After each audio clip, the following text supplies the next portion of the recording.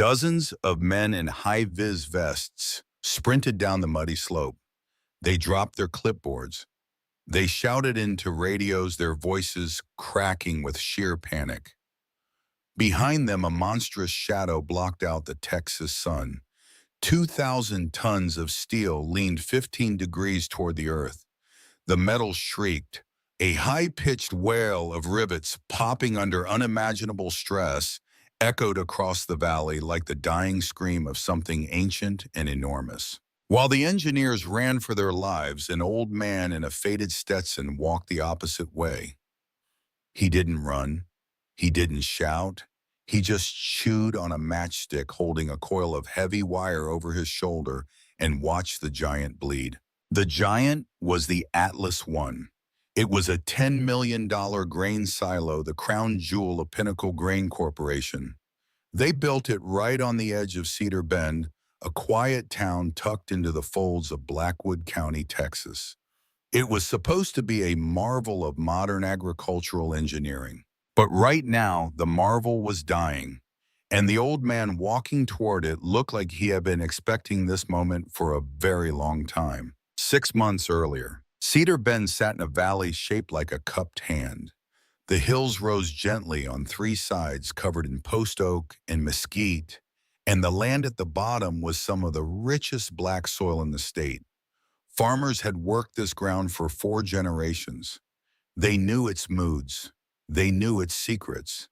They knew that the earth here had a memory longer than any man's life. Elias Caldwell drove his old Ford pickup down the same dirt road every morning at 5:30.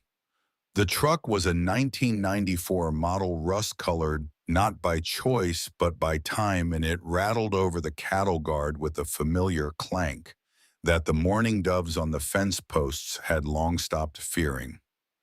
Elias was 72.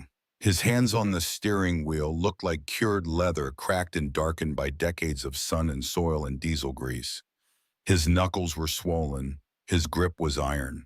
Every morning before he checked his fences or fed his cattle, Elias made one stop. He pulled the truck off the road onto a patch of flat ground beside a small cemetery surrounded by a low iron fence. The cemetery held 11 graves. Most of them belonged to Caldwells. Elias stepped out, reached into the truck bed, and picked up a small bundle of wildflowers he had cut from the ditch along the south pasture. Indian paintbrush mostly, a few sprigs of bluebonnet that were holding on past their season. He walked to the 3rd headstone in the 2nd row. The stone was simple gray granite, clean and well-maintained. It read, Ruth Caldwell, beloved wife, teacher, friend. The dates told a quiet story. She had lived 68 years. She had been gone for 4. Elias placed the flowers in the small copper vase cemented to the base of the stone. He stood there for a moment, his hat in his hands. Wind's picking up from the south, he said quietly. Means rain by Thursday. The winter wheat's already ankle high in the east field. You'd like it. He paused as if listening. Ruth had been the only science teacher Cedar Bend ever needed. For 30 years, she taught chemistry, biology, and earth science to every child who passed through the 2-room schoolhouse on Miller Road. But her real passion was geology. She had a collection of soil core samples in mason jars lined up on the windowsill of their kitchen, each one labeled in her neat school teacher handwriting with the depth, location, and composition. She had taught Elias to read geological survey maps the way other wives taught their husbands to read recipes. She had shown him how to identify clay stratification, how to understand the behavior of underground aquifers, how water moved through compressed earth in ways that could fool even experienced builders. You taught me to listen to the dirt, Elias said to the headstone. He put his hat back on. Somebody should have listened. He drove into town. Cedar Bend had 1 traffic light, 1 diner, 1 church, and 1 secret that only the old-timers knew.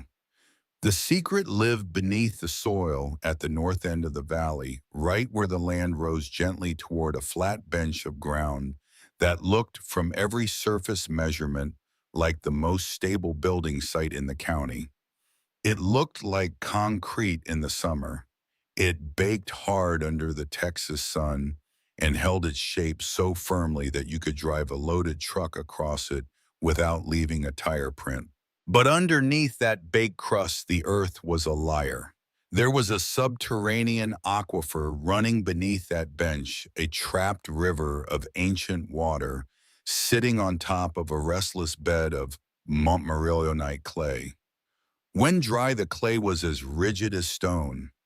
When wet, when pressured, when disturbed by vibration or extreme weight, the clay became something else entirely. It became a traitor. It shifted. It slid. It swallowed whatever sat on top of it with the slow, patient hunger of quicksand. Elias knew this because Ruth had mapped it. She had taken core samples from that exact spot in 1991 as part of a county erosion study. She had documented the clay layer, the water table, the seasonal fluctuation. She had written it all down in a spiral-bound notebook that still sat in the top drawer of Elias's desk. And now Pinnacle Grain Corporation wanted to build the largest grain silo in West Texas on that exact piece of ground. Elias pulled into the gravel lot of the Cedar Bend diner at 6:15. The diner was a flat-roof cinder block building with a red tin awning and a neon sign that hadn't fully worked since 2014. The D in diner flickered like a dying heartbeat. Inside, the air smelled of burned coffee, bacon grease, and the faint sweetness of maple syrup. Clara McCready was already behind the counter. She was 32 with dark hair pulled back in a practical ponytail and the kind of tired eyes that came from working double shifts and raising a child alone. Clara had moved to Cedar Bend 3 years ago after her divorce, buying a small wood frame house on the lower ridge south of town with every dollar she had saved during 8 years of marriage. The house wasn't much. 2 bedrooms, a sagging porch, a yard full of dandelions. But it was hers. It was the only thing in the world that belonged to Clara McCready, and she had earned it with loneliness and exhaustion and the kind of stubborn pride that doesn't announce itself. Her daughter Lily sat in the corner booth coloring on a paper napkin with a crayon. Lily was 6. She had her mother's dark hair and her father's complete disinterest in sitting still. She was drawing a sunflower. She always drew sunflowers. "Morning, Mr. Caldwell," Clara said, already pouring the coffee. Black, no sugar. She didn't need to ask anymore. "Morning, Clara." Elias sat at the counter. He glanced over at Lily. "That's a fine sunflower, little miss." Lily held up the napkin proudly. The sunflower was enormous, bigger than the house she had drawn next to it, bigger than the stick figure that was supposed to be her mother. Elias smiled. It was a slow, rare expression on his weathered face, like sunlight finding its way through a crack in old barnwood. "Sunflower girl," he said. It was what he always called her. Elias drank his coffee and listened to the talk in the diner. The talk was all about Pinnacle Grain Corporation. They had arrived in Cedar Bend 2 weeks ago with glossy brochures, digital presentations, and a fleet of white pickup trucks bearing the corporate logo. They were proposing the construction of Atlas One, a state-of-the-art cylindrical grain storage facility standing 100 feet tall with a capacity of 2,000 tons of winter wheat. The price tag was $10 million. The promise was 200 new jobs. For Cedar Bend, 200 jobs was not just an economic boost. It was resurrection. The town had been bleeding for a decade. The young people left for Houston or Dallas. The oil field work had dried up. The ranches were being squeezed by corporate land buyers who wanted the acreage but not the people on it. Cedar Bend was a town holding its breath, waiting to find out if it would live or die. And here was Pinnacle offering oxygen. The public hearing was held on a Tuesday evening in the Cedar Bend Community Center, which was really just the fellowship hall of the Baptist church with the folding chairs rearranged. The room was packed. Every farmer, rancher, shop owner, and retiree in the valley showed up. The air was thick with anticipation and the smell of fresh paint that the church ladies had applied to the baseboards that afternoon in a frenzy of civic pride. Preston Whitmore stood at the front of the room behind a folding table that held a laptop, a digital projector, and a laser pointer. Preston was the chief engineer for Pinnacle Grain Corporation. He was approximately 45 with the lean, angular build of a man who ran on a treadmill instead of through actual weather. He wore pressed khaki trousers, a blue Oxford shirt with the sleeves rolled to his forearms in a carefully casual way, and a pristine white hard hat that sat on the table beside him like a crown. The hard hat had never touched actual dirt.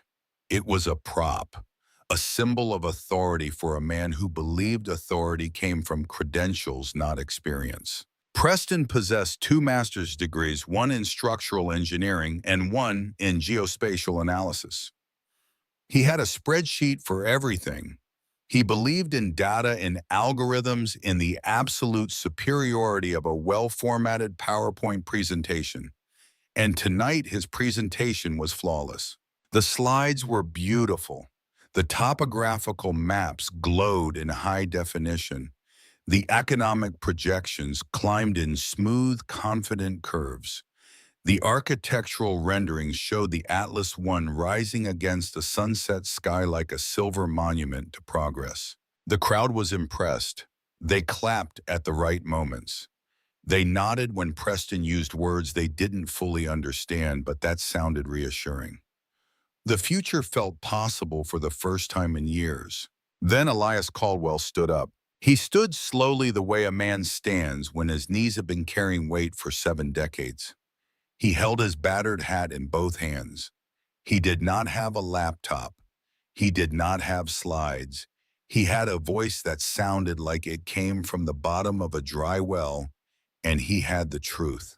"Mr. Whitmore," Elias said. The room went quiet, not because Elias was loud, because Elias was the kind of man whose silence commanded more attention than most men's shouting. "That piece of ground you're planning to build on sits right over a subterranean aquifer. My wife mapped it in 1991. The soil up there is a liar. It bakes hard as concrete in the summer, looks solid as anything you've ever stood on. But underneath there's a layer of shifting clay sitting on top of trapped water. It's been there since before any of us were born. You put 2,000 tons of weight on that ground, and it is going to give way. It won't happen fast, it'll happen slow. And by the time you notice, it'll be too late to stop it." The room was silent. People looked at Elias, then at Preston. The air between them thickened. Preston smiled. It was a thin, practiced smile. The smile of a man who had handled objections from local residents at dozens of public hearings across a dozen states. He picked up his laser pointer and tapped it against the digital topographical map glowing on the projection screen. "Mr. Caldwell, I appreciate your concern. I really do. But our geospatial stability analysis conducted by a team of licensed geotechnical engineers using satellite-based ground-penetrating radar shows that this site meets or exceeds all federal and state load-bearing coefficient requirements. The data is comprehensive. The soil composition has been tested and verified." He paused, letting the technical language settle over the room like a blanket. Then he added with a warmth that didn't reach his eyes, "I'd respectfully suggest that you leave the physics to the professionals and focus on what you do best. I hear you run a fine cattle operation." A few nervous laughs scattered through the room. Elias did not react. He just stood there holding his hat, looking at Preston with an expression that wasn't anger. It was something heavier. It was the weariness of a man who had seen the truth ignored so many times that the sight of it no longer surprised him. Then Frank Jessup stood up. Frank was the deputy sheriff of Cedar Bend. He was 70 years old, thick through the shoulders with a silver crew cut and a face that looked like it had been carved from the same limestone that lined the creek beds of Blackwood County. He and Elias had been friends since the 7th grade. They had played football together at Cedar Bend High School in 1971. They had served as pallbearers at each other's parents' funerals. They had fished the same stretch of the Brazos River for 50 years. Frank did not stand up to support Elias. "Now hold on, Elias," Frank said, turning to face his oldest friend. His voice carried the uncomfortable stiffness of a man who knew he was about to disappoint someone he loved. "I respect you more than just about anybody in this room. You know that. But this town is dying. My boy just lost his job at the oil field last month. He's been sitting on my couch eating cereal and staring at the ceiling for 6 weeks. Cedar Bend needs this. We need we need the money. You can't use old stories about mud and clay to block the only chance this town has got to survive."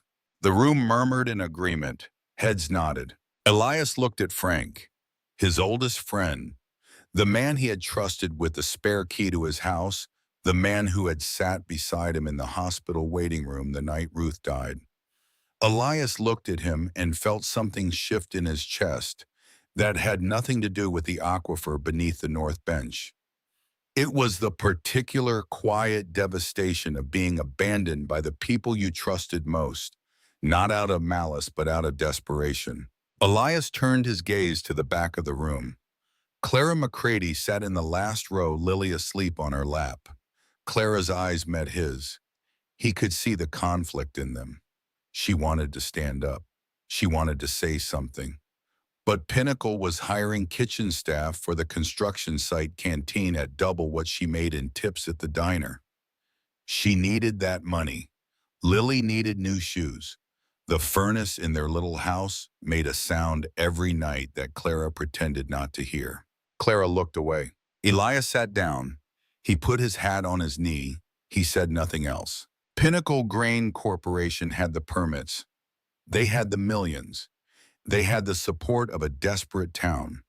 They built the Atlas One anyway. The construction took 4 months. The steel went up fast. The concrete pad was poured in a single marathon session, 20 trucks cycling through the site for 16 hours straight. The engineers monitored their laptops. The cranes lifted the prefabricated steel panels into place with mechanical precision. The silo grew ring by ring, rising against the Texas sky like a silver fist. Tommy Barrow arrived during the first month of construction. He was 28, hired out of the Pinnacle labor pool as a certified structural welder. Before Cedar Bend, Tommy had spent 3 years welding cable anchors on oil tanker berths at the port of Galveston. He knew heavy steel the way a musician knows an instrument. He could read the quality of a weld by the sound it made as it cooled. He could feel stress in a joint through his gloves before any gauge detected it. Tommy was the kind of young man who spoke with his hands and saved his words for when they mattered. His forearms were tan the color of old brick, and his palms were mapped with pale burn scars from years of sparks and molten metal. He started coming to the Cedar Bend diner after his shifts. He sat at the counter, ordered a beer and a plate of chicken fried steak, and kept to himself. But one evening, he found himself sitting next to Elias Caldwell. They didn't talk much. Men like them rarely do. But after his third visit, Tommy said something that made Elias set down his coffee cup. "The ground up there bleeds water," Tommy said quietly, not looking up from his plate. "Every time we dig past 8 feet for the utility trenches, water seeps in. The foreman tells us to pump it out and keep going, but it keeps coming back. I've worked construction sites from Beaumont to Brownsville. Ground that bleeds like that is telling you something." Elias looked at the young welder for a long time. Then he picked his coffee back up and took a slow sip. He didn't say anything, but he heard everything. The next week, Elias sat down at his desk and wrote a letter. He addressed it to the Blackwood County Board of Supervisors. He attached photocopies of Ruth's handwritten soil surveys from 1991, including her detailed observations about the clay layer, the seasonal water table fluctuations, and her conclusion that the North Bench was unsuitable for any structure exceeding moderate residential loads. He drove to the post office in Millerton, the county seat, and mailed the letter by certified mail. No one responded. He called the Pinnacle Grain Corporation regional office in Houston. A receptionist with a voice like polished glass told him she would pass along his message. No one called back. At the construction site, the Atlas I continued to rise. By the end of the second month, the steel cylinder was 60 feet tall, and the interior conveyor systems were being installed. Preston Whitmore flew in from Houston once a month to inspect progress. He never stepped off the concrete pad.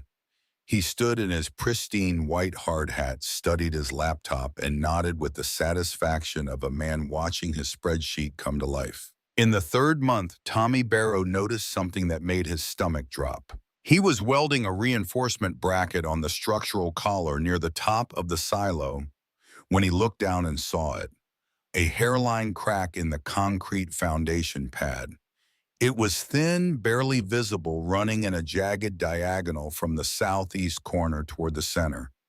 Concrete cracks. Tommy knew that. Settlement cracks were common and usually harmless.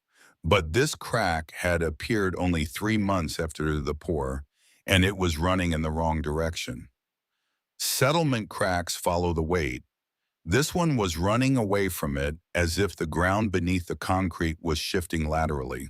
Tommy climbed down and found Walt Hensley, the site foreman. Walt was 50 with a permanent sunburn on his neck and a wad of chewing tobacco perpetually bulging in his lower lip. Walt cared about one thing: the construction timeline. He had a bonus tied to the completion date, and every delay cost him money. "Walt, there's a crack in the pad," Tommy said. "Southeast corner. It doesn't look like settlement." Walt walked over, looked at the crack, and spat a stream of brown tobacco juice onto the concrete 2 inches from Tommy's boot. "Hairline cracks are normal, Barrow. Every pad gets them. You're a welder, not a structural engineer. Get back up on that collar and finish your brackets. We're already 2 days behind on the welding schedule." Walt walked away. Tommy stood there looking at the crack.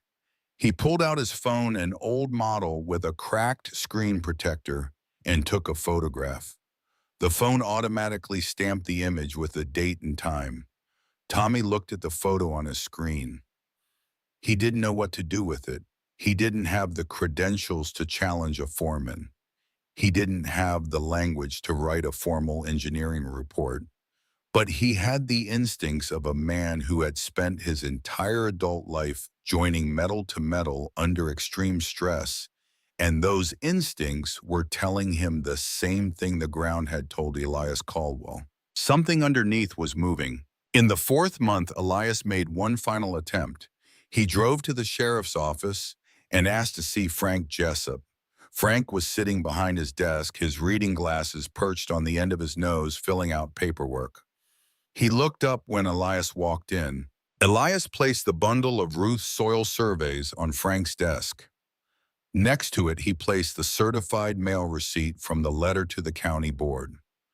Next to that, he placed a handwritten timeline of every warning he had issued and every response he had received, which was none. "Frank," Elias said, "I need you to look at this. I need you to send it to the county inspector. I need somebody with a badge to ask Pinnacle why they canceled their 3rd geotechnical boring test. They were required to do 3 test drills. They did 2. The 3rd one was scheduled for the north quadrant right over the aquifer. They canceled it. Preston Whitmore signed in the cancellation himself. The note in the file says, quote, unnecessary, based on existing data, end quote. That's the data that says the ground is stable. Ruth's data says it isn't. Frank picked up the soil surveys. He leafed through them slowly. Ruth's handwriting was meticulous, each entry dated and annotated with precise measurements. Frank had known Ruth. He had eaten Thanksgiving dinner at the Caldwell table for 20 years. He knew she didn't make mistakes. He set the papers down. Elias, Frank said. He took off his glasses and rubbed his eyes. I don't have jurisdiction over construction permits. That's county level. That's the building inspector's office. And even if I did, you're asking me to go up against a corporation with a legal department bigger than our entire town budget. He paused. My boy just got hired as a security guard on that site. He's got a paycheck for the first time in 3 months. His wife stopped talking about leaving. My grandkids are sleeping in a house that has heat again. I can't kick the legs out from under that. Elias picked up Ruth's papers. He straightened them carefully, tapped the edges against the desk to align them, and slid them back into the manila folder. He walked toward the door. He stopped with his hand on the knob, his back to Frank. When it goes Frank, Elias said quietly, remember that I put the paperwork on your desk. He walked out. Frank Jessup sat alone in his office. He stared at the closed door for a long time. The weight of his badge felt different than it had that morning. Heavier. Not on his chest, but somewhere deeper, in a place where a man keeps the things he knows are true, but chooses not to say. In the weeks that followed, while the Atlas I rose to its full height of 100 feet, and the final inspection certifications were stamped and filed, Elias Caldwell did something that no one knew about. Every evening after his chores were done and the cattle were fed, he walked into his old corrugated steel barn at the back of his property. He slid the heavy wooden doors open, pulled the canvas tarps back from 2 massive shapes that sat in the center of the dirt floor and went to work. He changed the oil in 2 ancient diesel engines. He tested the hydraulic lines, he greased the track rollers, he primed the fuel systems. He checked the heavy steel winch drums mounted behind the operator seats. He tested the pony motors, the small gasoline engines that were required to turn over the massive main diesels. He prepared. He didn't tell anyone. He didn't write it down. He simply moved through the mechanical rituals with the quiet certainty of a man who understood that the earth keeps its own schedule and that when the bill comes due, it does not negotiate. The bill came due on a Thursday in November. The Atlas I had been fully loaded for the first time. 2,000 tons of winter wheat harvested from the fields of 6 surrounding counties had been conveyed into the massive cylinder over a period of 3 days. The grain pressed down onto the concrete pad with the full unforgiving weight of gravity applied to mass. 2,000 tons, 4 million pounds, concentrated onto a circle of reinforced concrete 100 feet in diameter. The earth did exactly what Elias Caldwell said it would do. There was no explosion, no dramatic crack of thunder. The first sign was a sound so low that most of the workers on site felt it in their boots before they heard it with their ears. A deep, terrifying groan that seemed to come from the ground itself, as if the planet was clearing its throat before delivering a verdict. The southern edge of the concrete foundation pad sank 3 feet into the mud. Not quickly, slowly, with the awful, deliberate patience of something enormous settling into a grave. The massive steel cylinder tilted 15 degrees. 15 degrees on a protractor is nothing. A slight angle, a minor inconvenience. On a 100-foot steel tower filled with 2,000 tons of grain, 15 degrees is a death sentence. The shadow of the leaning structure stretched across the valley floor and climbed the lower ridge to the south. 30 residential homes sat on that ridge. If the Atlas I snapped off its base, if the anchor bolt sheared under the asymmetric load, 2,000 tons of steel and suffocating wheat would roll down the hillside like an avalanche of metal and grain. It would flatten the timber frames of those houses into kindling. Clara McCready was feeding Lily dinner when the groan reached their house. The glass of water on the kitchen table trembled.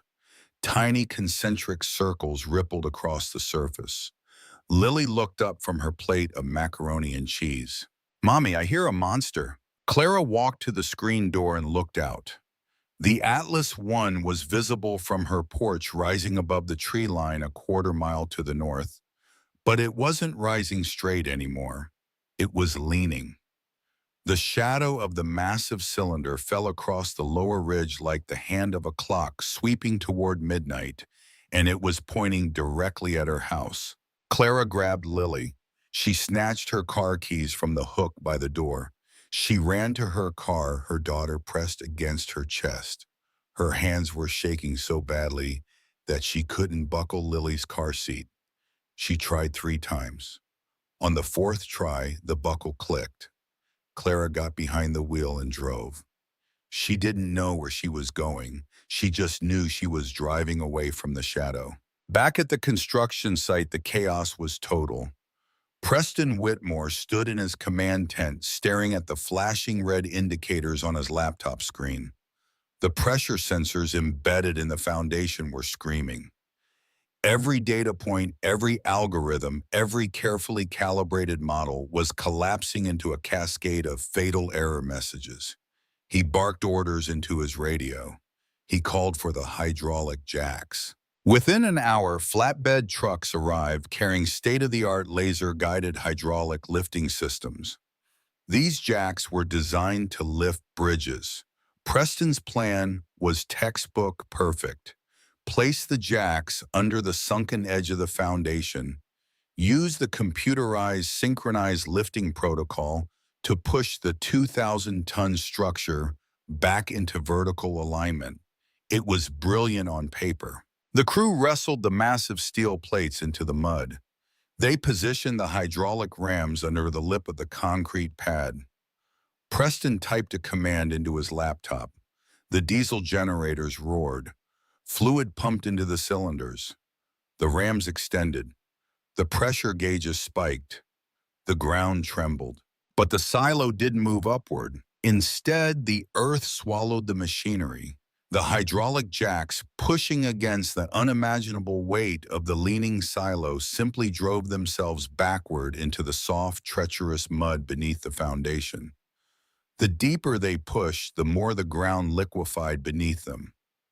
Water began to pool around the base of the jacks.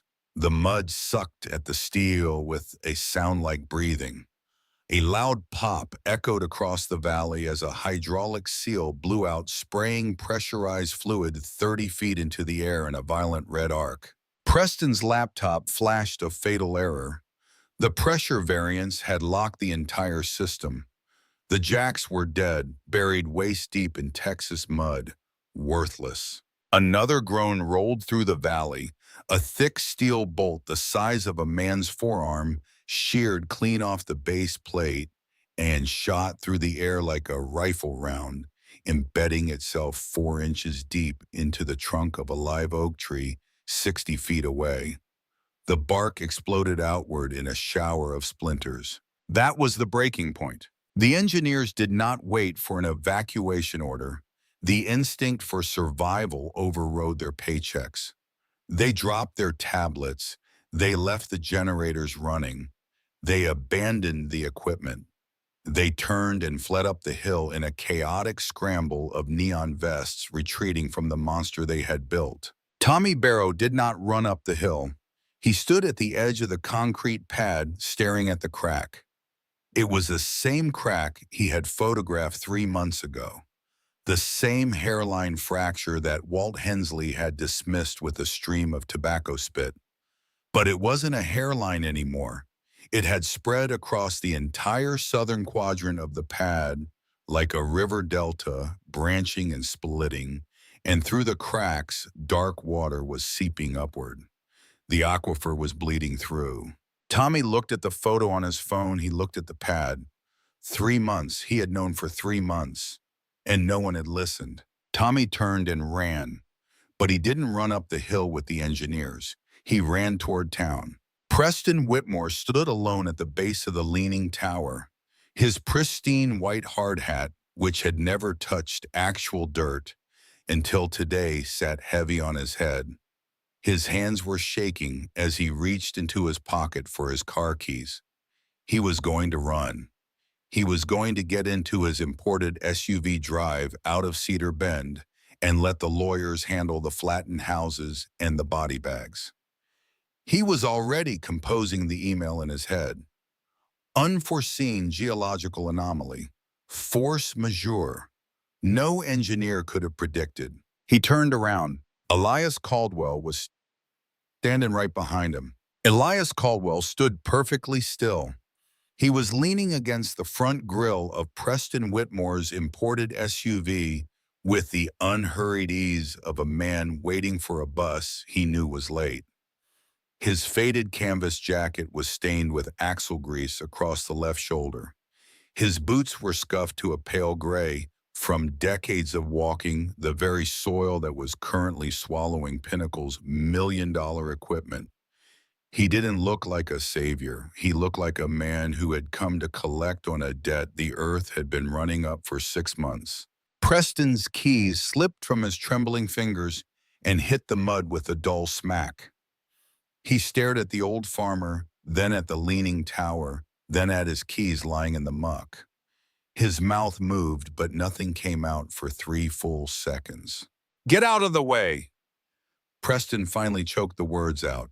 His voice had lost every trace of the commanding authority he had wielded at the town hall meeting. It was thin now, reedy, the voice of a man who had just watched the laws of physics tear up his resume. "It's coming down. We have to evacuate." Elias did not move. He reached into his shirt pocket and pulled out a crumpled paper napkin. It had the faded red logo of the Cedar Bend diner printed in the corner, the same logo that had watched over 10,000 cups of coffee and a lifetime of small-town gossip. He smoothed the napkin out against the cold hood of the SUV, with both hands pressing the wrinkles flat with the same deliberate care he used when handling seed. "The anchor bolts are going to snap in exactly 2 hours," Elias said. His voice carried no panic, no urgency, no performance. It was the voice of a man stating the temperature or reading a fence post. "When they do, it's going to roll. It'll hit the McCready house first, then the Miller place. There are our children in those houses, Mr. Whitmore. You can drive away, but you can't outdrive a corporate manslaughter charge." Preston stared at him, his mouth opened and closed. The metal of the silo groaned behind them, a deep structural sound that traveled through the ground and into their bones. A rivet popped somewhere near the top of the structure, the report echoing across the valley with the sharpness of a small-caliber gunshot. Preston flinched. His whole body jerked sideways. Elias did not blink. He pulled a heavy brass pen from his jacket pocket. He clicked it once. The sound was sharp and precise in the tense air. He leaned over the hood of the SUV and began to write on the napkin. His hand moved steadily across the thin paper, each letter sharp and perfectly legible. The handwriting of a man who had learned penmanship from a school teacher he'd been married to for 44 years. "What are you doing?" Preston hissed, his eyes darting between Elias and the leaning shadow that seemed to grow larger by the minute. "Writing a contract," Elias said. He finished writing. He capped the pen. He slid the napkin across the hood toward Preston. It was a salvage and stabilization agreement. It stated that Elias Caldwell, acting as an independent contractor, would stabilize the Atlas I structure. Upon successful stabilization, Pinnacle Grain Corporation would owe him a one-time emergency rescue fee of $1,500,000. Preston let out a sound that was impossible to categorize. It was part gasp, part laugh, part the grinding noise a man's sanity makes when it's being pressed between two millstones of reality. $1.5 million, Preston's voice climbed half an octave. You're insane. You're a 72-year-old man with a tractor. My engineering team couldn't stabilize it with laser-guided hydraulics. You can't fix this. Nobody on Earth can fix this. Sign it, Elias said. He didn't argue. He didn't explain his plan. He didn't offer credentials or references. He just pointed the brass pen at the blank line at the bottom of the napkin. His eyes held no bluff. No bravado, only the cold, settled certainty of a man who knew exactly what he was standing on in every possible meaning of the phrase. Preston's survival instinct did the math faster than any algorithm on his laptop. If the old man failed, Pinnacle owed nothing. If by some impossible miracle he succeeded, Preston wouldn't spend the rest of his career answering questions in a courtroom about 30 crushed houses and the bodies inside them. Preston snatched the pen. His hand shook so violently that the tip tore a small hole in the napkin. He scribbled his signature across the bottom, officially binding the corporation to a contract written on a diner napkin in brass ink. You're a fool, Preston spat, bending to retrieve his keys from the mud. You're going to die here. Elias picked up the napkin. He blew gently on the ink to dry it, folded it into a neat square, and tucked it into his chest pocket. Then he turned his back on the chief engineer of Pinnacle Grain Corporation and began to walk. He didn't walk toward the silo. He walked in the opposite direction down the dirt road toward his own property. Preston watched him go, expecting to feel relief. Instead, he felt something worse. He felt the specific nauseating horror of a man who has just signed a death warrant and doesn't know whose name is on it. On the road out, Elias encountered a barricade. Two police cruisers sat nose to nose across the dirt road, their light bars cycling through lazy rotations of red and blue. Frank Jessup stood between them, directing traffic with the stiff authority of a man performing a duty he hated. Frank saw the Ford pickup approaching and raised his hand. Elias, I'm evacuating this entire zone. Nobody goes past this point. Elias stopped the truck. He leaned out the window. I'm going home, Frank. My property's outside your evacuation radius and you know it. What are you planning, Elias? Frank's voice dropped. His eyes searched the old man's face for something he could understand. Don't do something stupid. Elias put the truck in gear. I've been doing something stupid for 6 months, Frank. I've been waiting for somebody else to do the right thing. He drove past the barricade. Frank didn't stop him.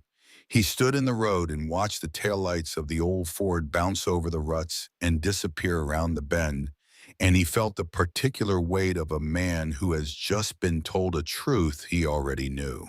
The barn sat half a mile from the disaster site, sheltered under the canopy of 3 massive pecan trees whose branches had been dropping nuts onto the corrugated tin roof for 60 years. Elias slid the heavy wooden doors open. The air inside smelled of dust, dry hay, and diesel grease so old it had become part of the atmosphere, as permanent as the smell of earth after rain. He gripped the edge of the heavy canvas tarp and pulled. Dust erupted into the shafts of light, cutting through the gaps in the roof boards, swirling in golden columns, like something disturbed from a very long sleep. Beneath the tarps sat 2 machines that belonged to a different era of American engineering. 2 Caterpillar D8 crawler tractors built in 1958. Their yellow paint had oxidized to a chalky mustard, chipped and gouged by decades of clearing brush, grading roads, and breaking rock in the hill country. They had no enclosed cabins, no climate control, no microchips, no digital displays, no computerized guidance systems of any kind. They were cable blade dozers designed around a single principle so fundamental it predated every algorithm ever written: mechanical leverage. A massive diesel engine turning a transmission built with the tolerances of a bank vault, transferring raw torque through heavy reduction gears to wide steel tracks that could grip the earth itself and refuse to let go. Elias climbed onto the steel seat of the first D8. The metal was cold through his jeans. His hand found the throttle linkage and his fingers brushed against something carved into the steel frame beside the seat. 2 letters, RC. Ruth Caldwell. She had carved them there in the summer of 1987, the day she tried to drive the D8 for the first and only time. She had nearly taken out the chicken coop. Elias had spent the afternoon rebuilding the fence while Ruth sat on the porch laughing so hard she couldn't breathe. It was one of the best days of his life. Elias looked at those 2 letters for a long time. His jaw tightened. The matchstick between his teeth went still. Ruth! He said her name the way a man says a prayer when he's not sure if anyone is listening. Am I doing this for the right reasons? Am I trying to save that town? Or am I trying to prove I'm smarter than a man half my age and calling it heroism? The barn was silent. The dust settled. Somewhere outside, a mockingbird called from the top of a pecan tree. Then he heard her voice. Not really, not literally, but he heard it the way you hear someone who has lived inside your head for 44 years, whose rhythms and inflections have become part of the architecture of your thinking. Elias, I didn't teach you to read the earth so you could sit on the porch and watch it swallow the neighbors' houses. He nodded once. He reached for the fuel prime. The startup ritual was ancient and mechanical. He primed the fuel lines by hand. He adjusted the throttle linkage. He engaged the small gasoline pony motor first. The little engine sputtered, coughed twice, and caught settling into a high-pitched whine that filled the barn with vibration. Elias engaged the master clutch to connect the pony motor to the flywheel of the main diesel engine. For 2 seconds, nothing happened. The big engine turned over slowly, reluctantly, like something enormous being woken from a deep sleep. Then it caught. The sound was volcanic, a deafening percussive roar that shook the tin roof and sent a family of barn swallows rocketing out through the glass in the siding. A column of black diesel smoke erupted from the vertical exhaust stack and hit the ceiling, spreading outward in a dark cloud. The ground beneath the steel tracks vibrated with a frequency you could feel in your chest cavity. Elias locked the throttle and climbed down. He repeated the ritual on the second machine.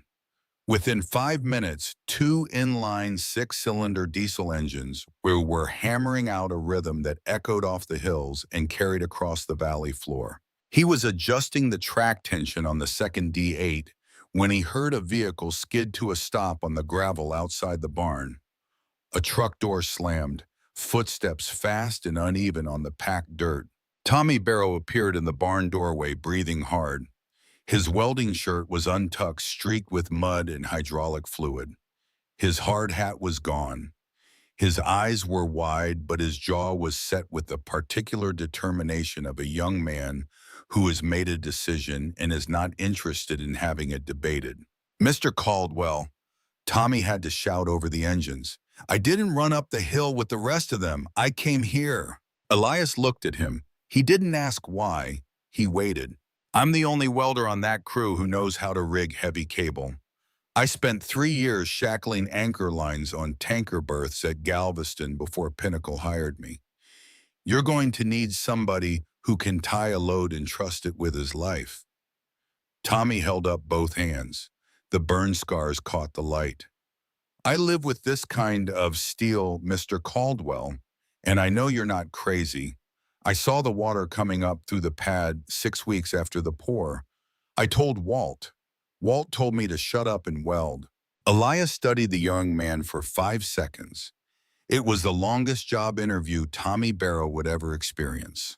2-inch cable, Elias asked. "I've spliced it, rigged it, and tensioned it in 30-knot crosswinds on open water."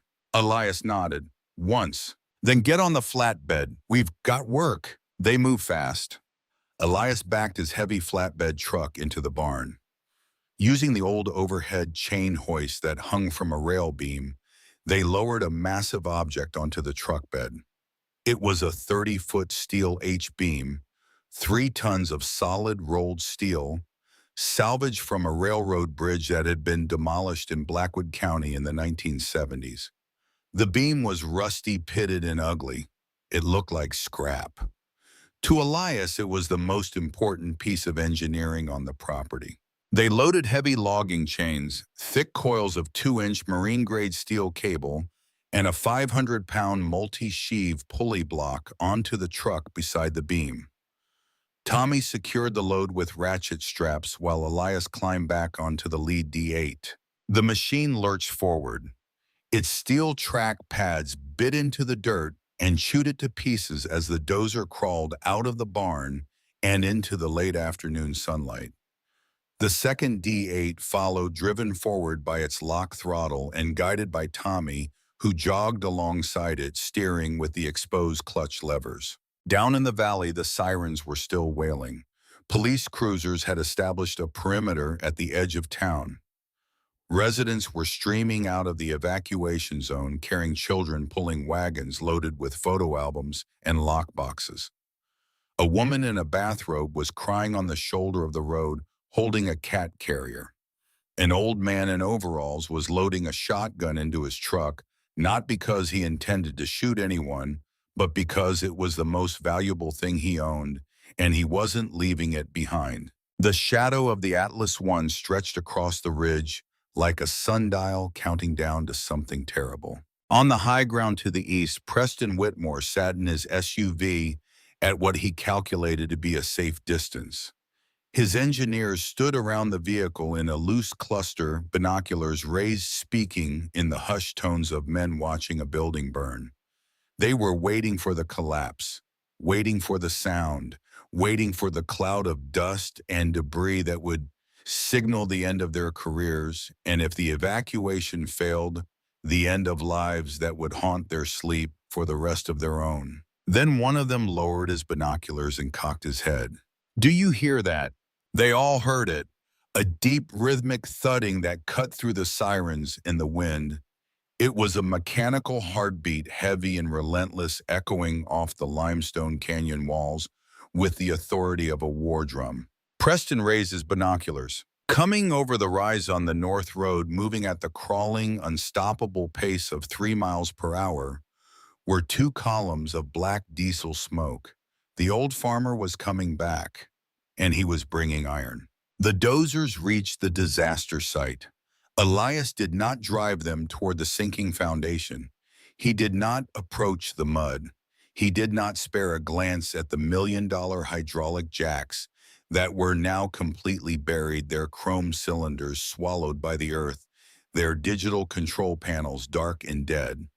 Instead, he turned the lead D8 uphill and drove 200 yards in the opposite direction, positioning both machines on solid, undisturbed ground directly across from the direction of the silo's lethal lean. On the ridge, the engineers watched through their binoculars. When they saw the old man drop the massive front blade of the D8 and begin pushing dirt, a wave of nervous laughter rippled through the group. "He's landscaping," a junior engineer said, adjusting his glasses with a smirk. "The structure is undergoing catastrophic load failure, and the local farmer is moving topsoil." Preston didn't laugh, but the smug expression crept back onto his face, a reflex so deeply embedded that even catastrophic professional failure couldn't fully suppress it. The old fool was playing in the dirt while the clock ran out. Elias wasn't playing, he was digging a grave. The steel tracks of the D8 chewed through the topsoil and into the harder clay beneath, carving a trench 10 feet deep and 20 feet long. When the trench was ready, Elias and Tommy used the winch on the flatbed to drag the 3-ton steel H-beam off the truck and into the pit. This was the foundation of everything that would follow. In the world of heavy rigging, what Elias was building is called a dead man anchor.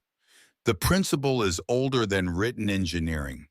When you need to create an immovable point of resistance against a force that exceeds the capacity of any machine, You do not rely on the machine's weight alone. You bury a massive object deep into solid, undisturbed earth. You wrap it in chains. You let the planet itself become your anchor. The weight of the earth above the buried object, combined with the friction of compacted soil against steel, creates a holding force that can resist hundreds of tons of lateral pull. The deeper the burial, the stronger the hold. You are not fighting the force with your own strength. You are borrowing the strength of the ground beneath your feet. Elias climbed back onto the dozer and pushed tons of compacted earth over the steel beam, burying it under 8 feet of packed clay and gravel. He drove the D8 back and forth over the burial site 3 times using the 30-ton machine as a compactor, pressing the soil down with thousands of pounds of rolling pressure. The earth was now his weapon. Tommy went to work on the rigging. He unspooled the massive 2-inch marine-grade steel cable, the kind rated to moor ocean-going cargo ships, and shackled one end to the heavy chains wrapped around the buried beam. He connected the multi-sheave pulley block, threading the cable through it 4 times to create a compound mechanical advantage. Each pass through the pulleys multiplied the pulling force. 4 passes meant 4 times the power delivered to the load for every pound of force applied by the machine. Then came the most dangerous part. Tommy had to climb the silo. He had to ascend the external maintenance ladder of a structure that was leaning 17 degrees off vertical, groaning with stress and capable of collapsing at any moment. He had to reach the structural collar near a heavy steel ring that circled the cylinder at the 90-foot mark and wrap the cable sling around it so that the pulling force would be distributed evenly across the structure instead of concentrated at a single point. If the sling was too high, the force would tear the roof off. If it was too low, it would buckle the wall. It had to be exact. Tommy tied a safety line around his waist, looped the cable sling over his shoulder, and began to climb. The ladder was angled wrong. Every rung was a fight against gravity. The steel was vibrating beneath his gloves with a continuous low-frequency tremor that he could feel in his teeth. 80 feet above the ground, the wind hit him. It came from the southwest, a hard gust that slammed into the flat side of the leaning cylinder and made the entire structure sway. Tommy's safety cable, a lighter gauge line clipped to the ladder rail, snapped under the sudden lateral force. The clip sheared clean. The cable whipped away into the air. Tommy's boots slipped off the rung. His body swung out into open space. For 1 full second, he was held to the structure only by his grip on the ladder rail. His fingers locked around cold steel, his legs dangling 80 feet above a concrete pad that was cracked and waiting. Elias stood at the base of the ladder. He did not shout. He did not run. He looked up at Tommy with the same expression he had worn while writing the contract on the napkin. "Tommy?" His voice carried clearly through the wind, calm, measured, as if he were giving directions to the hardware store. "Right hand up 1 rung, left foot find the rail. You've got it, 1 move at a time." Tommy's breathing was ragged. His forearms were burning. He could feel his grip weakening, the sweat on his palms turning the steel slippery.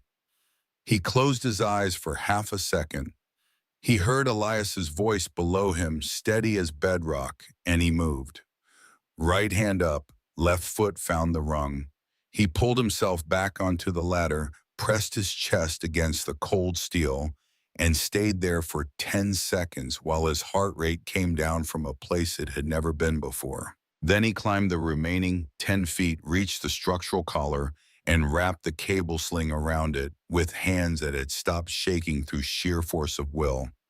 He secured the shackle, tested the connection by hanging his full body weight on it, and climbed back down. When his boots hit the ground, he bent over and put his hands on his knees. He didn't say anything for 30 seconds. Neither did Elias. Some moments don't need words. They just need the sound of a man breathing and the knowledge that he almost wasn't. Tommy ran the cable from the silo back down the hill, threaded it through the buried pulley block, and hooked the working end to the heavy towing winches mounted behind the seats of both dozers. The system was complete. Two ancient machines chained together in tandem, connected by a four-part line through a compound pulley system to a cable sling wrapped around the top of a leaning tower with a 3-ton steel beam buried in the earth as the anchor against which the entire force would be measured. Then Frank Jessup arrived. His cruiser came down the access road with his light bar flashing and his siren giving short authoritative blasts. Frank stepped out with a bullhorn in one hand and his duty belt riding heavy on his hips. Elias Caldwell, Frank's amplified voice bounced off the hillside. This zone is under mandatory evacuation order. You are required to leave the area immediately. Elias was on the seat to the lead D8 adjusting the winch engagement. He didn't turn around. Tommy stepped forward, positioning himself between the cruiser and the dozers. He was covered in mud and cable grease. He looked like he had crawled out of a coal mine. Deputy, if you pull him off this hill right now, those 30 houses are going to be under 2,000 tons of steel and wheat before sunset. There's nobody else coming. The engineers ran. The corporate office isn't sending another team. It's him or it's a funeral. Frank stood very still. The bullhorn hung at his side. He looked past Tommy, past Elias down the slope, to where the Atlas I leaned against the sky. Its shadow covered the lower ridge completely now. He could see the rooftops of the houses. He could see Clara McCready's porch, the one with the crooked railing that he had offered to fix last spring and never got around to. Frank lowered the bullhorn. He walked back to his cruiser. He sat inside for a moment. Then he picked up his radio. Dispatch, this is Jessup. The construction zone has active civilian rescue operations underway. I'm remaining on site to supervise. Copy. The radio crackled in acknowledgement. Frank got out of the car, leaned against the hood, crossed his arms and watched. He had made his choice. If Elias succeeded, nobody would ask questions. If Elias failed, Frank would lose his badge for failing to enforce an evacuation order. He would be the deputy who stood by while a civilian walked into a death trap. He knew this. He stayed anyway. Some debts are older than duty. Then the silo spoke again. This time the sound was different from every sound it had made before.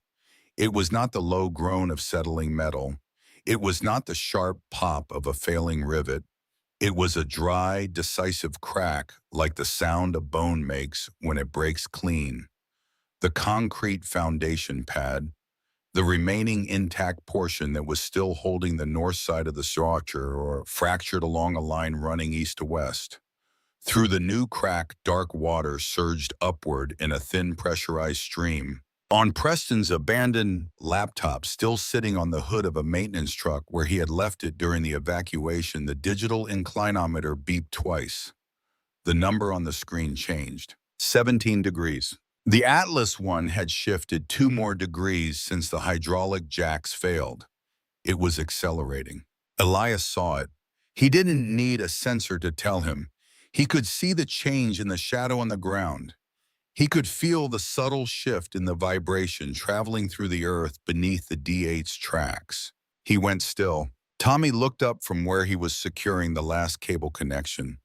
He saw Elias sitting motionless on the dozer, his hands off the controls, staring at the tower.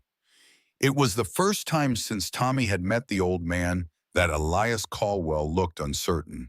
Mr. Caldwell. Silence. 5 seconds. 7, 10. Elias was recalculating. The cable sling was positioned for a 15-degree lean. At 17 degrees, the angle of pull had changed. The force vectors were wrong. If he engaged the winch now, the asymmetric tension would create a twisting moment on the cylinder. Instead of pulling the silo back to vertical, he could torque it sideways. It would corkscrew off its foundation and come down faster than a free fall. He had one option, Move the sling. Tommy. Elias's voice was quieter than before. The unshakable calm was still there, but something else had crept in around the edges. Fatigue, or maybe honesty. The sling has to come down 15 feet. The angle changed. If we pull from where it is now, we'll spin it instead of straightening it. Tommy looked at the silo. He had just climbed that ladder. He had just lost his safety line at 80 feet and held on by his fingertips while the wind tried to peel him off the side. Now Elias was asking him to go back up. Tommy didn't speak. He walked to the base of the ladder, retied his waistline to a heavier cable this time, and began to climb again. Behind the evacuation barrier a quarter-mile south, Clara McCready stood holding Lily on her hip. She had joined the crowd of displaced residents gathered along the police line, watching the scene unfold through the gap between two cruisers. She could see her house from here. The porch light was still on. She had forgotten to turn it off when she ran. The yellow glow in the window looked impossibly small beneath the shadow of the leaning tower. Lily was drawing on the car window with her finger tracing shapes in the condensation from her breath. She drew a circle with lines radiating outward. A sunflower. "Mommy, when can we go home?" Clara pressed her lips against her daughter's hair and didn't answer. She watched the tiny figure of a man climbing a leaning steel tower against an orange sky, and she understood with perfect, terrible clarity that everything she had in the world depended on whether an old farmer and a young welder could do what a team of engineers with $10 million could not. Tommy reached the sling, loosened the shackle, lowered the cable 15 feet to the new position, and resecured it. He climbed down faster this time. His body knew the ladder now. His fear had been replaced by something more useful. Focus. Elias repositioned the second D8 directly behind the first and chained their heavy rear hitches together. 60 tons of solid iron linked as one unit. He climbed into the cracked leather seat of the lead machine and reached for the power takeoff lever. The sun was dropping fast. The shadow of the Atlas I stretched all the way across the ridge and into the valley beyond, covering Clara's house, covering the Miller place, covering the rooftops of 30 families who were standing behind a police line praying to a God they hoped was paying attention. Elias engaged the power takeoff. The heavy steel winch drums behind the seat began to rotate. The slack in the massive wire rope vanished in an instant. 200 yards of steel cable snapped taut, rising violently from the tall grass where it had been lying like a dormant snake. It vibrated with a deep harmonic hum, shedding a cloud of orange rust particles into the air. Elias put his hand on the winch lever. He did not pull it yet. He looked at Tommy, who stood clear of the cable's kill zone 20 yards to the side. He looked at Frank, who stood by his cruiser with his arms crossed and his jaw set. He looked at the tower. Then he pulled the lever. Not fast, not with force. He eased it back with the slow, deliberate precision of a man threading a needle in a hurricane. Smooth pressure. Constant. Relentless. The pitch of the twin diesel engines dropped from a roar into something deeper. A bone-rattling growl that you didn't hear so much as feel a vibration that entered through the soles of your boots and climbed through your skeleton until it settled behind your sternum. Black smoke erupted from both exhaust stacks, thick and heavy, staining the Texas sky the color of charcoal. The tracks of the massive D8A dug into the firm uphill soil, the steel pads biting deep, gripping the earth with 60 tons of mechanical conviction. The tension in the cable built. The thick steel wire stretched and sang the note, climbing higher and higher until it sounded like something between a scream and a turbine winding up. The force was so extreme that the massive front blades of both dozers, each one weighing several tons, actually lifted off the ground. The machines were pulling so hard that they were trying to tip forward onto their own noses. If that cable snapped under the tension, the stored energy would release in a whiplash that could cut a man in half at 200 yards. There would be no warning, no time to duck, just a sound like a thunderclap and then silence. Elias did not flinch. He did not look away. His hand stayed on the lever steady and precise. His eyes were locked on the top of the tower, reading the angle the way a sailor reads the horizon. And then the cable screamed. The earth moved first. Not the silo, not the cable, the earth. A low-frequency shudder ran through the buried H-beam, transmitted up through the chains and the pulley block, and into the taut cable, making it oscillate in a lateral wave that traveled its full 200-yard length in less than a second. Elias felt it through the steel frame of the D8 before he understood it. The sensation bypassed his mind and went straight to his hands, and his hands told him the truth before any instrument could have. The dead man anchor was shifting. The compacted earth above the buried beam began to fracture. Fine cracks appeared on the surface of the packed ground, radiating outward from the center of the burial site, in a pattern that looked almost deliberate, almost organic, like the way ice fractures on a pond when something heavy steps onto it. The chains around the beam groaned a metallic complaint that was different from any sound the silo had made. This was the voice of the anchor itself, the fixed point that everything depended on, and it was saying that 3 tons of steel buried under 8 feet of compacted earth was not enough to hold against the forces Elias was asking it to absorb. Tommy saw it at the same moment. He was standing 20 yards to the side of the cable line, well outside the kill zone, watching the winch drums rotate with the careful attention of a man who understood that a single frayed strand in 200 yards of cable could mean the difference between a rescue and a massacre. When the ground above the buried beam cracked, Tommy's stomach dropped. "The anchor's moving!" Tommy's shout cut through the diesel roar. "Mr. Caldwell, it's pulling free!" Elias did not disengage the winch. His left hand stayed on the lever, maintaining tension. If he released the cable now, the silo would snap back toward its lean with the full momentum of a pendulum, and the sudden load reversal would shear whatever anchor bolts were still holding. The tower would come down in seconds. But if he kept pulling while the anchor failed, the entire rigging system would collapse. The cable would go slack in an instant, and then retension with a shock load that would destroy the pulley block, the shackles, or the cable itself. Either way, catastrophe. There was a third option. Tommy. Elias's voice carried the same flat calm it always did, but underneath it was an urgency that Tommy had never heard before. An urgency that said, "This is the only idea I have, and it has to work right now." Get on the second D8, drive it onto the burial site, put the machine directly on top of the anchor, drop the blade and hold position. Tommy understood instantly. The second D8 weighed 30 tons.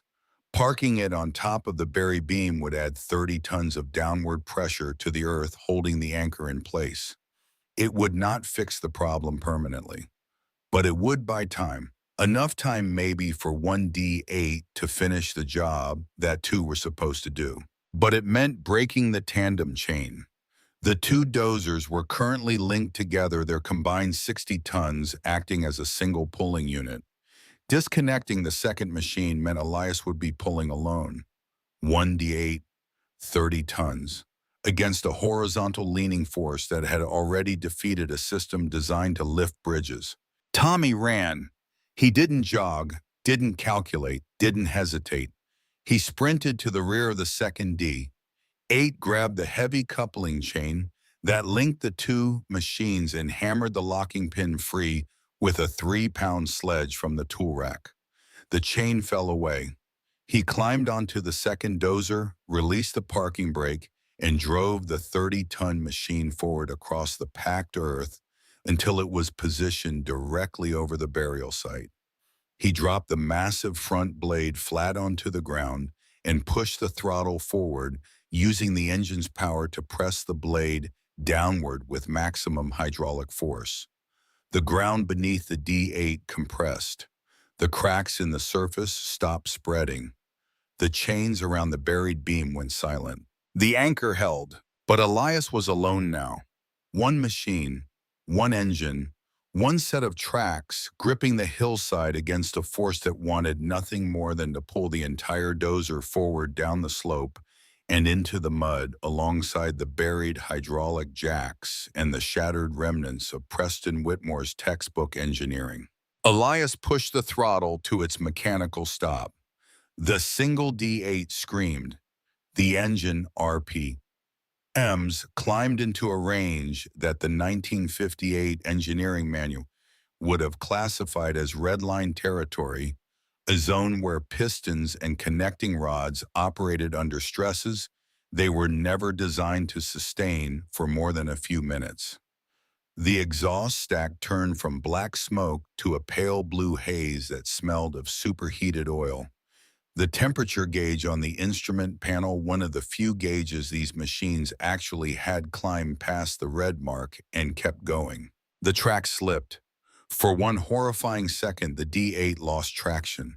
The steel pads spun on the surface of the hillside, kicking up a spray of dirt and gravel. The cable tension dropped. The silo groaned. Then the tracks bit. They found a seam of harder substrate beneath the topsoil, and the steel pads dug in with the desperate grip of something that refused to give way. The engine note deepened again. The cable tension climbed back. The winch drums turned slowly, taking up cable one agonizing inch at a time. On the ridge above the disaster site, the mockery had died long ago. The engineers stood in absolute silence, binoculars raised, barely breathing. The junior engineer who had made the landscaping joke was gripping his binoculars so hard his knuckles had turned white. His glasses were fogged. He didn't bother to wipe them. Preston Whitmore had left his SUV. He was walking down the hill. Not running, not rushing to help, just walking one deliberate step at a time toward the maintenance truck, where his laptop still sat on the hood, its screen glowing in the fading light. He reached the truck. He looked at the screen. The digital inclinometer read 17.0 degrees. Preston stared at this number. He watched it flicker. He watched the decimal change. 16.5. He reached for the radio that was still clipped to his belt. His hand shook, but he pressed the transmit button. All Pinnacle technical personnel. His voice cracked on the first syllable. He swallowed and started again. This is Whitmore. When the structure returns to vertical, the north side of the foundation will absorb the full inertial rebound. If there's a weakness in the north quadrant, it won't correct to center. It'll overcorrect and go down in the opposite direction. I need someone to physically inspect the north foundation edge, right now. Silence on the radio, 5 seconds. Then two voices responded almost simultaneously. Two young engineers, still standing on the ridge, started moving. They came down the hill at a jog, circling wide around the cable line, and reached the north edge of the concrete pad. They crouched. They examined the foundation. They checked the anchor bolts. They ran their flashlights along the seams. One of them keyed his radio. North side intact, anchor bolts secure, no visible fracture. Preston closed his eyes. He nodded once to no one. It was the first useful thing he had done since the silo started to lean. Not heroic, not redemptive, just competent. For the first time in 6 months, Preston Whitmore had done his actual job instead of performing it. Down on the hillside, the numbers changed. 15.2. The cable sang a continuous high note that wavered in the wind. The D8 clawed at the earth, its tracks churning, its engine running at a temperature that would have triggered automatic shutdown in any machine built after 1980. But this machine had no automatic shutdown. It had no computer to decide when to quit. It only had Elias Caldwell's hand on the throttle and Elias Caldwell's refusal to let go. 14.8. 12. The massive cylinder was standing up. From a distance, it looked almost graceful.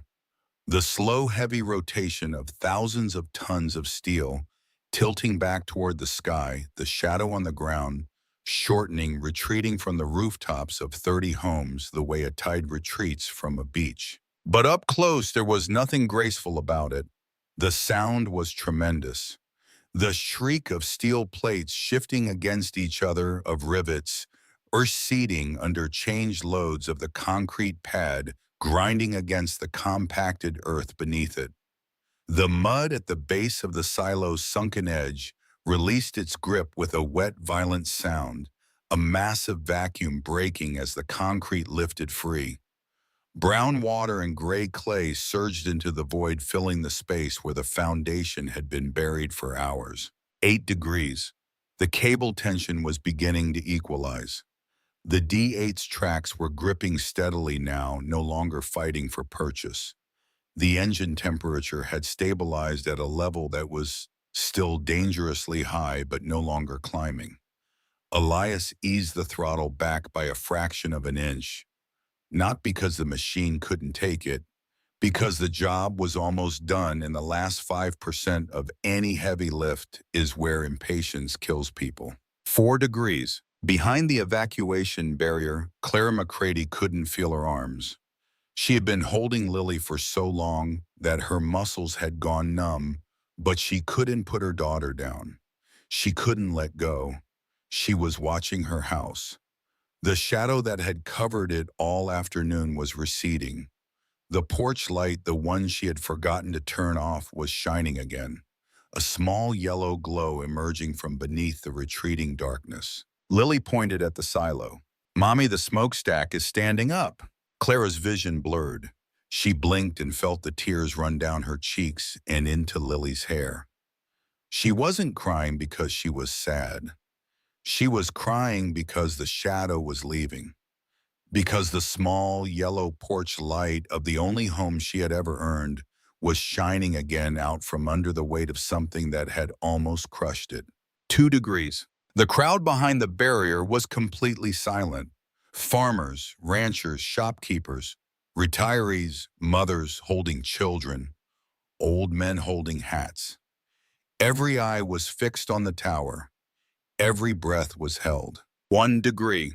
Elias's hand was steady on the lever. His eyes were on the top of the tower, reading the angle against the horizon line, the way he had read the angle of fence posts for 50 years.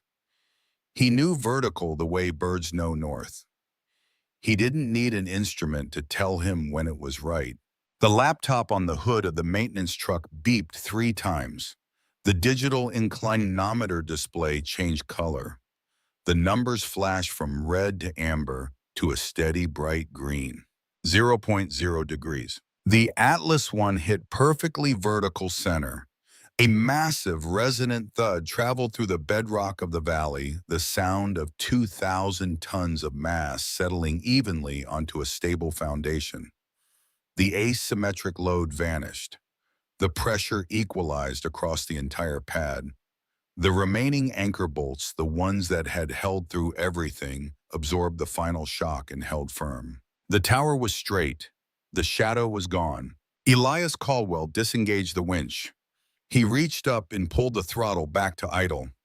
The screaming engine subsided to a low rhythmic pulse that was almost gentle after the violence of the last 30 minutes. The cable went slack and dropped into the grass. The silence that followed was the heaviest sound of the entire day. On the ridge, a woman started clapping. Then a man. Then the entire crowd behind the evacuation barrier erupted. Not in cheers, in something more raw. A sound that was part relief, part disbelief, part the primal noise that humans make when they realize that the worst thing they have ever imagined is not going to happen after all. Some people were shouting, some were crying. An old rancher in a straw hat threw it in the air and didn't bother to catch it when it came down. Frank Jessup leaned against his cruiser, removed his hat, and pressed his forearm against his eyes. He stood like that for a long time. When he put his hat back on, his face was composed, but his hands were not entirely steady. Tommy shut down the second D8 and climbed off the machine. He walked across the field to where Elias was still sitting in the seat of the lead dozer. Tommy didn't say anything. He just stood beside the machine, put one hand on the cold steel track guard, and waited. Elias climbed down slowly. His knees were stiff. His back ached. He was 72 years old and he had just done the most physically demanding work of his life.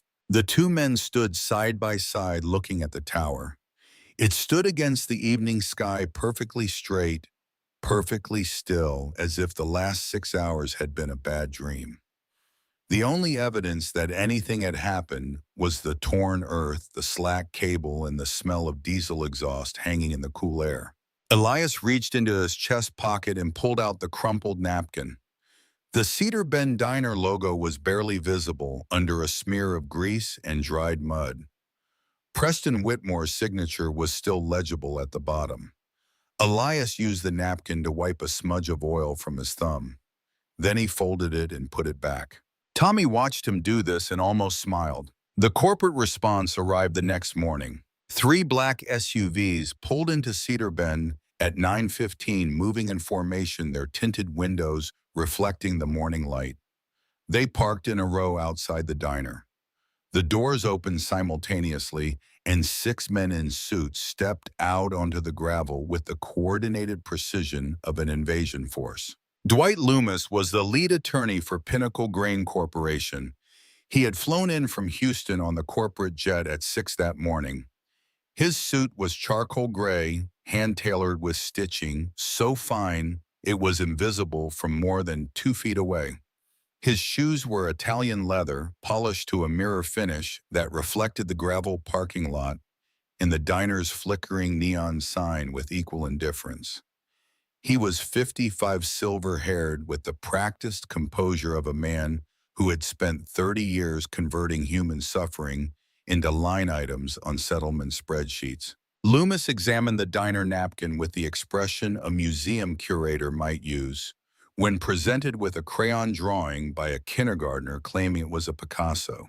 "This is a joke," Loomis said. His voice was smooth, modulated, the product of decades of courtroom performance. A handwritten note on a napkin signed under duress during an emergency by an employee who lacked authorization to bind the corporation to any contract exceeding $50,000, let alone $1.5 million. This is legally unenforceable. Frankly, Mr. Caldwell, if we wanted to, we could characterize this as extortion. Elias was leaning against his Ford parked in the diner lot. He didn't straighten up. He didn't raise his voice. He didn't look at the napkin in Loomis's manicured hand. He looked past the attorney, past the row of black SUVs, past the diner to the lower ridge, where 30 houses stood in the morning sun, completely undamaged, their windows catching the light. Their yards untouched, their occupants alive. He pointed, one calloused finger extended toward the ridge. 30 families, Elias said, all still breathing. Then Tommy Barrow stepped forward. He had been standing to the side, leaning against the bed of Elias's truck, with his arms crossed, wearing the same mud-caked work clothes from the day before. He held up his phone. The cracked screen displayed a photograph. A hairline crack in a concrete pad dated 3 months before the collapse. "I reported this to your site foreman, Walt Hensley, 91 days before the foundation failed," Tommy said. His voice was steady, factual, entirely devoid of the theatrical quality that filled Loomis's. "He told me to shut up and get back to welding. His exact words were, 'Hairline cracks are normal. The report is documented in the site's safety log, or it should be. If it was removed from the leg, the digital file on the company server will show when it was deleted and by whom. Every email I sent to the foreman about groundwater seepage is still on Pinnacle servers. I have screenshots of all of them on this phone. Tommy turned the phone so Loomis could see the photograph clearly. The timestamp. The GPS coordinates embedded in the metadata. The crack that no one had wanted to acknowledge until it became a chasm. Elias spoke again, still leaning against his truck, still looking at the ridge. Your chief engineer, Preston Whitmore, canceled the third geotechnical boring test. The one scheduled for the north quadrant directly above the aquifer. He signed the cancellation himself and noted it as unnecessary. That document is in your company files. If the sheriff of Blackwood County issues a subpoena for Mr. Whitmore's laptop, the timestamps will show that the pressure warning alarms on the foundation sensors were active for 47 minutes before any evacuation order was issued. 47 minutes when your engineer knew the structure was failing and did not notify the town. Elias paused to let the silence do its work. I imagine your shareholders would find that timeline interesting. I imagine the families on that ridge would find it even more interesting. I imagine a jury would find it most interesting of all. Frank Jessup stepped out of the diner. He had been inside having coffee watching through the window. He walked across the parking lot and stood beside Elias. He didn't say a word. He hooked his thumbs in his duty belt and stood there, his deputy's badge catching the morning sun. His presence communicated everything that needed to be said. The local law was standing with the farmer. Not with the corporation, not with the suits from Houston. Loomis looked at the napkin. He looked at Tommy's phone. He looked at Frank's badge. He looked at the 30 houses on the ridge. The practiced composure held for exactly 4 more seconds. Then it dissolved. Not dramatically, not with anger or threats. It dissolved the way a bluff dissolves when every card on the table has been turned face up and the man holding nothing realizes that everyone in the room can see his empty hand. Loomis folded the napkin carefully along its existing creases and handed it back to Elias. He turned to the youngest of his legal associates, a woman holding a leather portfolio, and said 3 words that cost Pinnacle Grain Corporation $1,500,000. Draft the payment. The check cleared Elias Caldwell's account at the Cedar Bend Savings and Loan 48 hours later. The bank manager, a woman named Dorothy who had known Elias since he was a boy, called him personally to confirm the deposit. She told him it was the largest single transaction in the bank's 90-year history. Elias thanked her politely, asked her not to mention it to anyone, and hung up. There was no redemption arc for Preston Whitmore. The board of Pinnacle Grain Corporation conducted an internal review that lasted exactly 11 days. The findings were sealed. Preston was terminated. The official language was restructuring of regional engineering leadership. The unofficial language was spoken only in the hallways of the Houston office, where people said his name in the same tone they used for natural disasters and market crashes. Preston was last seen walking across the parking lot of the Cedar Bend construction site toward his imported SUV, carrying a cardboard box. The box contained his laptop, 3 binders of project documentation, and 4 pristine white hard hats, stacked neatly one inside the other. He placed the box in the back seat. He stood beside the car for a moment, looking at the Atlas One standing straight against the sky. Then he did something unexpected. He opened the cardboard box, reached past the hard hats, and pulled out a folded sheet of paper. It was a printout of the foundation pressure sensor log, a continuous record of every warning alarm the system had generated, from the moment the first load of grain entered the silo to the moment the hydraulic jacks failed. 47 pages of data that documented every alert he had received and every one he had dismissed.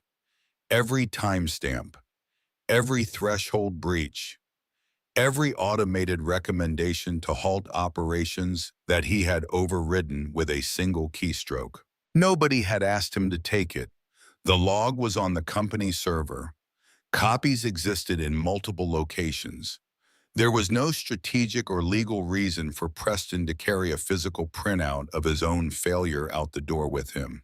He took it anyway. He folded it and placed it inside the breast pocket of a shirt, the same pocket where a man might keep something important, something he needed to carry close. Preston Whitmore drove out of Blackwood County on a two-lane highway that stretched straight to the horizon. He did not look in the rearview mirror. He did not turn on the radio. He drove in silence with 47 pages of evidence pressed against his chest. A man taking his verdict with him because leaving it behind would have been the final act of cowardice, and he was finished being a coward. Tommy Barrow stayed in Cedar Bend for 3 more days. He helped Elias disassemble the rigging coil, the cable, and extract the H-beam from its burial site using the D-8 and a set of heavy chains. They worked in the comfortable silence of men who have shared something that doesn't need to be discussed. On the third morning, Tommy received a phone call from a heavy rigging company in Galveston. The owner had seen cell phone footage of Tommy climbing the leaning silo shot by a bystander and uploaded to the internet, where it had been viewed 400,000 times in 72 hours. The owner offered Tommy a foreman position at double his Pinnacle salary. Tommy drove to Elias's property to say goodbye. He found the old man in the barn wiping down the D8's winch drum with a rag. Elias straightened up when Tommy walked in. They stood facing each other in the dusty light. Two men of different generations, different backgrounds, different vocabularies, yet connected by a shared understanding that didn't require explanation. Elias extended his hand.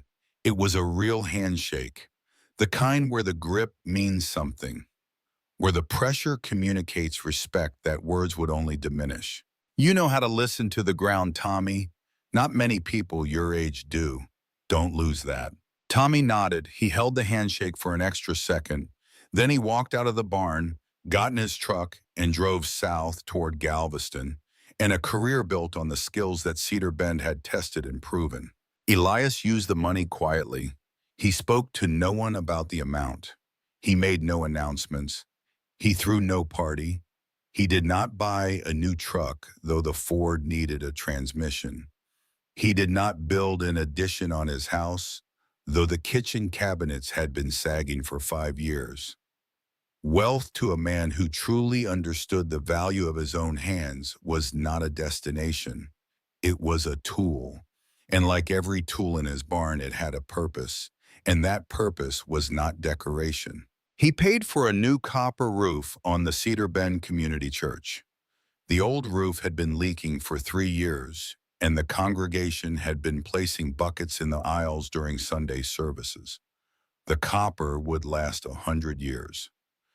Elias told the church treasurer to list the donor as anonymous, and the treasurer, who had known Elias for 40 years, kept the secret the way small-town people keep secrets, which is to say that everyone knew and nobody said a word. He paid off the mortgages of 3 young farming families in the valley who were being squeezed by corporate land acquisition companies. The companies had been buying up distressed agricultural debt and converting it to short-term balloon notes, with escalating interest rates, a legal but predatory practice designed to force foreclosure and acquire the land at auction prices. Elias contacted each family's bank, paid the outstanding balance in full, and asked that the payments be recorded as coming from the Ruth Caldwell Memorial Trust. The trust did not technically exist, but the banks processed the payments anyway, because in Blackwood County, a man's word carried more weight than a filing. He established a small scholarship fund at the Cedar Bend School District. It was named the Ruth Caldwell Earth Science Scholarship, and it provided $500 per year to any graduating senior who planned to study geology, soil science, or environmental engineering at a state university. The first recipient was a 17-year-old girl named Maria Santos, who wanted to study hydrology at Texas A&M. Elias attended the award ceremony. He sat in the back row. He did not speak. He clapped when Maria's name was called, and he left before anyone could thank him. On a quiet Tuesday evening, 2 weeks after the check cleared, Clara McCready walked into the Cedar Bend diner during the slow hour between the lunch rush and the dinner prep. She was carrying two things: a cup of black coffee, which she set on the counter in front of Elias's usual stool, and a paper napkin. On the napkin in crayon, Lily had drawn a picture. It was a sunflower, but this one was different from the hundreds of sunflowers Lily had drawn before. This sunflower was enormous. It filled the entire napkin, and standing beneath it, barely reaching the base of the stem, was a small stick figure with a hat. Next to the figure in Lily's careful, crooked handwriting were 4 words. "Thank you, giant man." Clara set the napkin beside the coffee. She didn't explain it. She didn't need to. Elias picked it up and looked at it for a long time. His jaw tightened. The matchstick between his teeth went still. He folded the napkin carefully with the same precision he had used to fold the $1.5 million contract, and he put it in his chest pocket, the same pocket, right next to the diner napkin with Preston Whitmore's desperate signature. He picked up the coffee and drank it. Black, no sugar. That evening, Elias walked into his barn for the last time that season. The pecan trees were dropping their leaves, and the late light came through the gaps in the roof boards at a lower angle than it had in the summer, casting longer shadows across the dirt floor. He stood beside the lead D8 and placed his hand on the cold iron of the engine block. The metal held the chill of the November air. Beneath his palm, he could feel the faint residue of heat from an engine that had been pushed to its absolute limit and had not broken, had not quit, had done what was asked of it because the man asking understood what the machine was capable of and did not ask for more. Elias topped off the diesel tank from the 50-gallon drum he kept in the corner. He greased the track rollers. He wiped the winch drum clean of dried mud and cable residue, working the rag into every groove and channel, with the methodical care of a man maintaining a tool he expected to need again. He pulled the heavy canvas tarp over the machine. As the canvas settled, his fingers found the spot on the frame where 2 letters were carved into the steel. RC. He rested his fingertips there for a moment. He didn't speak, but the corner of his mouth moved in something that might have been a smile, or might have been the beginning of a conversation that only 2 people had ever been part of one of whom was no longer available to respond except through the evidence she had left behind. In the soil, in the surveys, in the 2 letters carved into cold steel on a summer afternoon 39 years ago. Elias closed the barn doors. He walked across the yard to his house. The porch boards creaked under his weight. The rocking chair complained when he sat down. The same protest it had made every evening for 20 years, a sound so familiar it had become part of the silence rather than a disruption of it. He poured a cup of coffee from the thermos he had filled that morning. Black, bitter, exactly the way Ruth had always made it, using the same blue enamel percolator that sat on the same burner of the same stove. He reached into his chest pocket and took out both napkins. He set them on the small wooden table beside his chair. The contract. $1,500,000 in brass ink on a diner napkin, smeared with grease and mud, bearing the frantic signature of a man who had believed it was worthless. And beside it, the sunflower. Giant and golden and taking up the whole world, drawn by a 6-year-old girl who didn't know that the man she called a giant was just a farmer who had listened when the earth tried to tell him something. Elias looked at both napkins. He picked up his coffee. He settled back in the chair and watched the sun drop below the rim of the valley. The light went from gold to amber to a deep, quiet red that painted the underside of the clouds and turned the surface of the stock pond into a mirror. The cattle were settling in the east pasture. A mockingbird sang from the top of the fence post nearest the barn.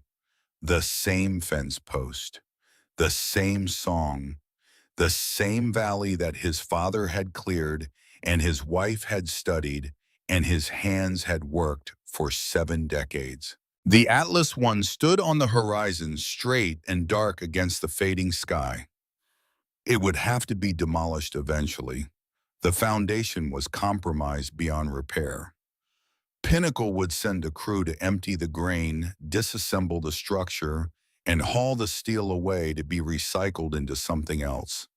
The concrete pad would be broken up and removed. The earth beneath it would be regraded and allowed to rest.